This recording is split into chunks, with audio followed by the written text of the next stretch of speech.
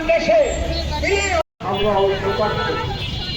প্রশ্ন জাগ্রত হয়, কেন বারবার ইরানের উপরে আক্রমণ, কেন ইরানের উপরে? ইরানের অপরাধ কি? হ্যাঁ, আমার জানা রয়েছে।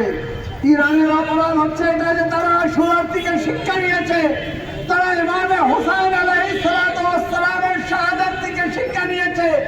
বাঁচতে গেলে হুসাইনি হয়ে বাঁচতে হবে এবং দুনিয়ার যে কোনো ইয়াজিদের বিরুদ্ধে রুখে দাঁড়াতে হবে।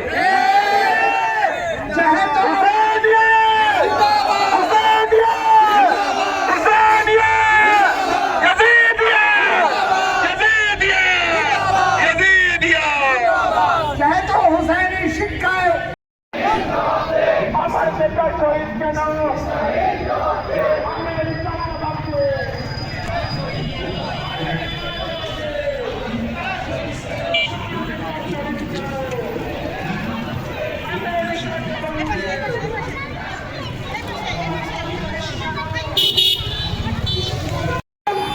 সেখানে তারা উপস্থিত।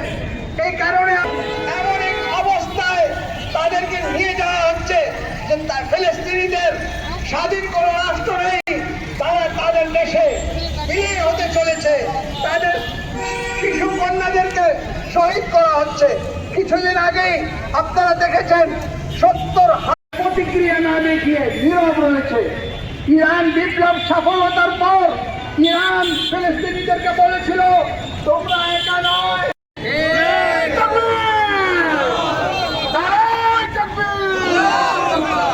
ইসরায়েলি সীমানার উপরে হিজবুল্লাহকে গড়ে তোলা হয়েছে।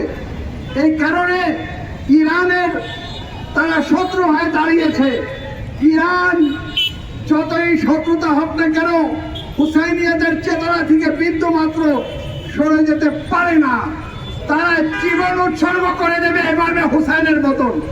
যে জালিমরা মনে করে যে ইরানি জাতিকে নিশ্চিহ্ন করবে, তাদের নেতৃত্বদেরকে শহীদ করে তাদের আন্দোলনকে দমিয়ে রাখবে, তারা জেনে রাখুন, যদি কারবালায় হুসাইনের শাহাদাতের পর ইসলাম বেঁচে রয়েছে, তাহলে রাহবারে মুআজ্জম ইনকিলাবকেও শহীদ করার পর ইসলাম ও ইনকিলাব জাগ্রত থাকবে।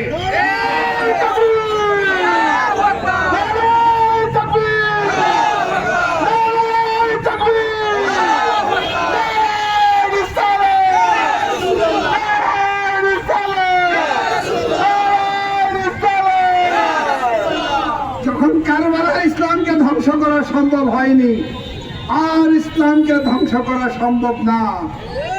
আজ ইরান জাতি ইসলাম রক্ষার জন্য সর্বোচ্চ ত্যাগ স্বীকার করতে প্রস্তুত রয়েছে। আমরা দেখতে পাচ্ছি রাহবারে মুআজ্জম ইনকিলাব তিনি স্পষ্ট বলছেন, আমাকে যদি শহীদ করে দেওয়া হয় তাতে কিছু আসে যায় না, যদি আমার রক্তের মাধ্যমে ইসলাম জাগ্রত হয়, সেই শাহাদাতকে আমি স্মরণ করব, সেই শাহাদাতকে আমি স্বাগত জানাবো। এবং রাহবারে মুআজ্জম ইনকিলাব শাহাদাতকে স্বাগত জানিয়েছেন, বুক পেতে নিয়েছেন। এখন আমাদের করণীয় কি? আমাদের করণীয় এটা যে রাহবারে মুআজ্জম আয়াতুল্লাহ উজমা খামনায়ের রক্তের সাথে অঙ্গীকার করা